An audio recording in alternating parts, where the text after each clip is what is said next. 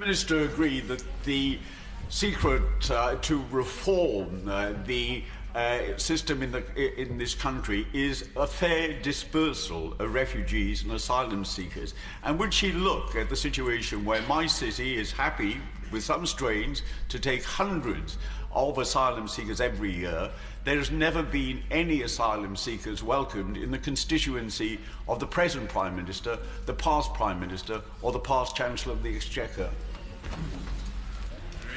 Well, I can say to the honourable gentleman that I am proud that my constituency in Hastings and Rye does welcome asylum seekers.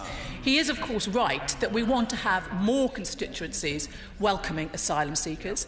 And indeed, under the National Transfer Scheme, which allows councils to help other councils where a lot of these children arrive, we are encouraging local authorities to step forward on a voluntary basis so they can spread the support around. The fact is, Kent, at one point, had over 1,000 children who had arrived unaccompanied to look after. We must do more to spread that out, and I would urge right honourable members to speak to their local authorities to take advantage of that. Cardiff has 600, Newport has 400, Rochdale has 700, yet the constituencies of the Prime Minister, the Chancellor and the Home Secretary have a grand total of only 3. Is this a fair and efficient way to locate asylum seekers? Well, I believe we're operating the dispersal system in the same way that it was operated for many years under the last Labour government. But I'll look very carefully at the points he made. It's desirable, in the cause of assimilation, to have asylum seekers distributed evenly throughout the country. Well, I think in relation to asylum seekers, obviously we work with a number of local authorities who make arrangements in their particular areas for receiving asylum seekers, and that is not an even distribution across the country. I think it is appropriate that we work with a number of local authorities who are willing to come forward and work with us on this matter. Why do you think it is that in the constituency that I represent, the local authority has 439 asylum seekers, and your constituency, local authority, has 2? Well, that I have to say, Chairman, I think this is reminiscent of a question Mr. Flynn has asked me previously on relation to this particular matter. Okay. I've indicated that we work with a number of local authorities. These are not distribution decisions that have suddenly been taken by this government. It has always been the case that asylum seekers have been distributed across the country. Accommodation has been found for them across the country. In various parts of the country, it has never been the case that that distribution has been even across every local authority. Have you noticed, under the last government Home and this one? Have you noticed, Home Secretary, that the prejudice against asylum seekers is at its highest in areas such as Clacton, which has got a UKIP MP, where there are no asylum seekers?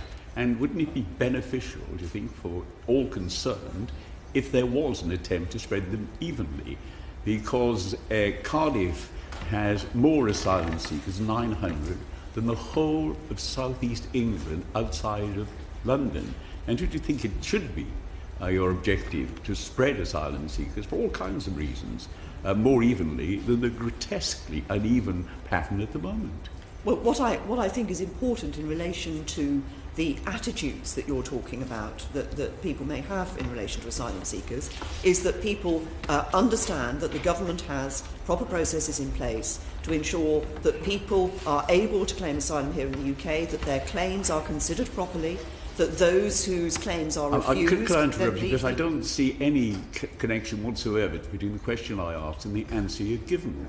Can I try again? May I try and explain why I answered the question in the way that I did, Mr. Flynn? You said to me, did I think the attitude of people in a particular place that you named in the United Kingdom to asylum seekers would be changed by distributing asylum seekers there as well as distributing elsewhere in the United Kingdom? My answer is that I think that the attitude for people to asylum seekers is best dealt with by people understanding that the government is looking at asylum seekers in the right way, having a proper process to enable people to claim, to make sure those claims are dealt with properly, and appropriate action is then taken in relation to those asylum there are seekers. benefits and burdens to asylum seekers. The benefits are a more interesting, more mixed community. The burdens take place with extra strains on schools and hospitals, with language problems, and so on.